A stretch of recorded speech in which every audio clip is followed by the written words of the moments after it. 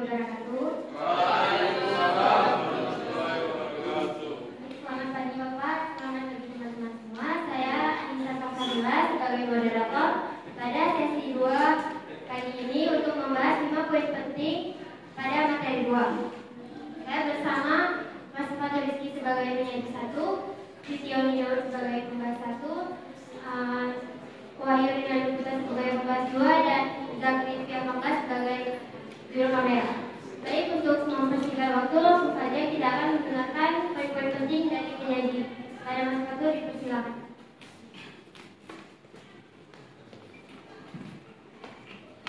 Baik, terima kasih atas waktu yang telah diberikan oleh moderator. Perkenalkan, nama saya Muhammad Fatul Rizky.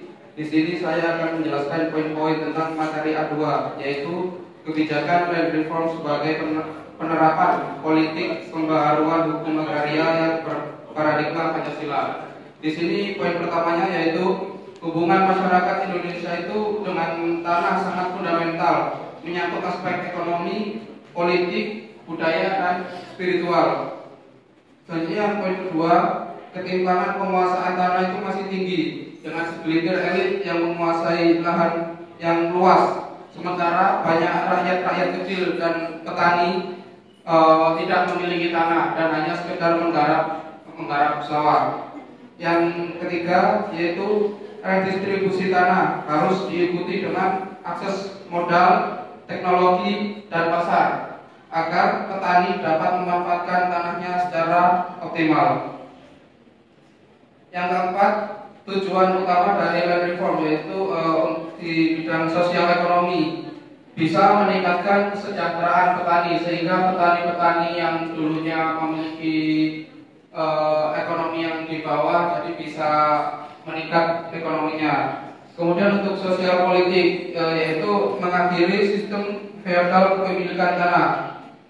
Selanjutnya mental psikologis yaitu meningkatkan motivasi kerja petani. Jadi dengan adanya land reform atau redistribusi tanah ini akan memberikan kepastian hukum kepada para petani sehingga para petani dalam menggarap atau mengerjakan sawahnya ini bisa tenang, aman karena lahannya sudah diberikan kepastian hukum.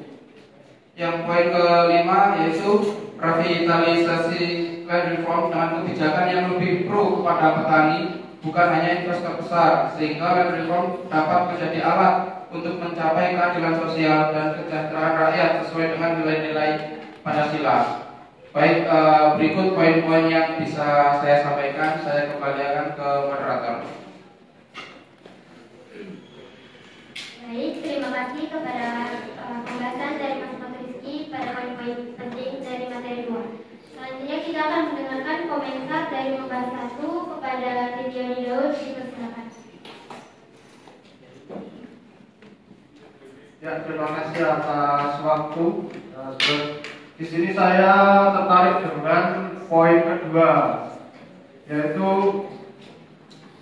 yang dijelaskan Mas Kiki, yaitu menegaskan tentang ketimpangan masyarakat karena tanah yang dimiliki oleh elit sangat luas, sedangkan masyarakat tidak memiliki tanah. Nah, di sini saya telah membaca artikel 2. Yaitu saya menangkap bahwa jurnalis menegaskan bahwa kebijakan land reform harus berlandaskan nilai-nilai Pancasila dan Undang-Undang Dasar 1945. Jadi di sini saya ingin Mas Kiki membahas lebih detail lagi mengenai ketimpangan tersebut dan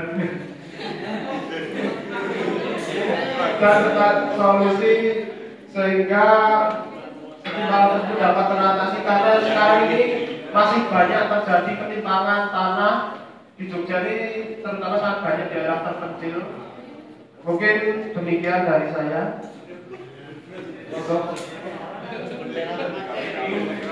Baik, terima kasih kepada komentar dari pembahas 1. Saya tidak persilakan kepada penyaji untuk membahas komentar. Baik, terima kasih atas komentarnya dari Mas Sitioni Daud. Saya akan sedikit mendetailkan tentang ketimpangan tanah dan kebijakan land reform. Seperti yang kita ketahui, kebijakan land reform diatur dalam Undang-Undang Nomor 56 PRP tahun 1960 yang meliputi pembatasan maksimum luas tanah, larangan pemilikan tanah secara absente atau buntai, redistribusi tanah yang selebihnya dari luas maksimum luas tanah-tanah yang terkena larangan absente, tanah-tanah bekas swapraja dan tanah-tanah negara. Pengaturan soal pengembalian dan penebusan tanah-tanah pertanian yang digadaikan, pengaturan kembali perjanjian bagi hasil tanah pertanian, dan penetapan luas minimum pemilikan tanah pertanian disertai larangan untuk melakukan perbuatan yang mengakibatkan pemecahan pemilikan tanah-tanah pertanian menjadi bagian-bagian yang terlampau kecil. Nah, dari peraturan di atas itu bisa menjadi patokan sehingga land reform ini bisa menjadi strategi untuk mengatasi ketimpangan-ketimpangan yang terjadi karena perbedaan penguasaan tanah.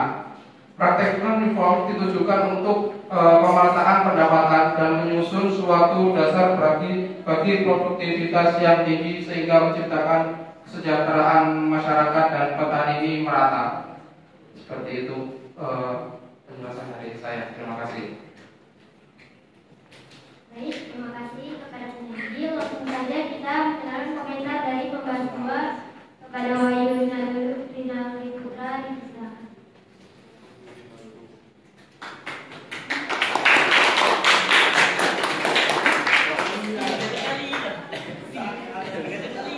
Assalamualaikum warahmatullahi wabarakatuh. Saya Wahyu Rinaldi Putra akan membahas tentang poin 3, yaitu redistribusi tanah harus diikuti dengan akses modal, teknologi, dan pasar agar petani dapat memanfaatkan tanahnya secara optimal. Poin 3 ini sangat penting dalam konteks land reform karena redistribusi tanah saja tidak dapat meningkatkan kesejahteraan para petani. Ada 3 dari yang pertama, akses modal. Perlu adanya modal para buat petani. Bukan hanya lahan saja yang diberi oleh program land reform ini, tapi land reform ini harus juga menyediakan akses skema pembiayaan yang mudah terhadap petani. Seperti apa? Seperti kredit dengan bunga yang rendah. Bila perlu diberi subsidi penuh buat para petani. Yang kedua tadi yaitu selain akses modal, yang kedua itu perlu juga teknologi. Teknologi ini guna apa? Guna untuk meningkatkan produktivitas petani kita.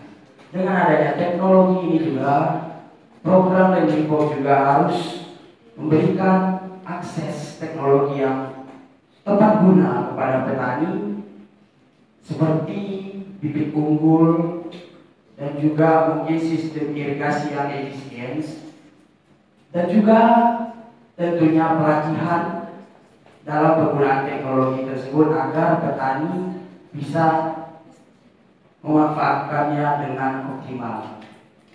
Yang ketiga yaitu yang paling penting, karena dari diberi tanah, diberi modal, diberi teknologi, kalau pasarnya kurang, keuntungan para petani juga sedikit. Maka dari itu, land reform juga harus memperhatikan akses dari pasar para petani ini, kemana dijual atau dengan harga yang tinggi. Contohnya membuat koperasi pertanian atau menjalankan kerjasama kemitraan terhadap perusahaan-perusahaan pengolahan pertanian. Dan untuk isu yang sekarang atau dari pernyataan Bapak Presiden kita Haji Prabowo Subianto yang sangat peduli terhadap swasembada pangan ya, guna mendukung program makanan bergizi kan, maka Jokowi lagi. Maka Prabowo menyatakan bahwa HPP, harga pembelian pemerintah terhadap pangan atau gabah dalam pertanian ini harus sesuai dengan ketetapan, yaitu 6.500. Kalau di bawahnya itu akan ditutup oleh pemerintah. Maka Bapak Prabowo ini memang sangat peduli banget para petani kita ini agar bisa mensejahterakan rakyat. Dan ini juga akan dibahas oleh Bappenas, Badan Pangan Nasional nomor 14 tahun 2025. Mungkin itu yang bisa saya sampaikan. Terima kasih.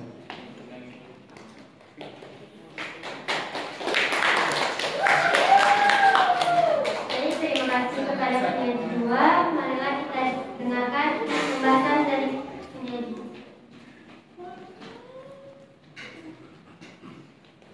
Baik, terima kasih atas tanggapan dari Mas Wahyu. Saya kira cukup banyak dan cukup mendetail ya. Mungkin sedikit akan saya tanggapi saja terkait komentar atau tanggapan dari Mas Wahyu.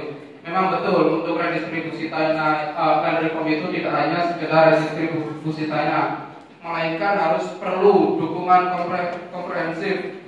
Jadi bagian dari land reform itu harus disertai dengan dukungan yang komprehensif, termasuk yang dibilang tadi, akses modal, teknologi, dan pasar. Itu untuk apa tujuannya? Tujuannya yaitu agar petani dapat memanfaatkan tanahnya secara optimal dan meningkatkan produktivitas yang tinggi. Jadi dengan upaya-upaya itu akan meningkatkan kesejahteraan petani juga dan mengurangi angka-angka ketimpangan sosial yang ada di kalangan masyarakat maupun petani. Mungkin itu saja tanggapan dari saya, Mas Wahyu. Saya kembalikan ke moderator. Terima kasih. Baik, terima kasih kepada Mas Fatul atas responnya. Jadi cukup sekian dari pembahasan pada poin-poin penting dari materi 2 pagi ini. Assalamualaikum.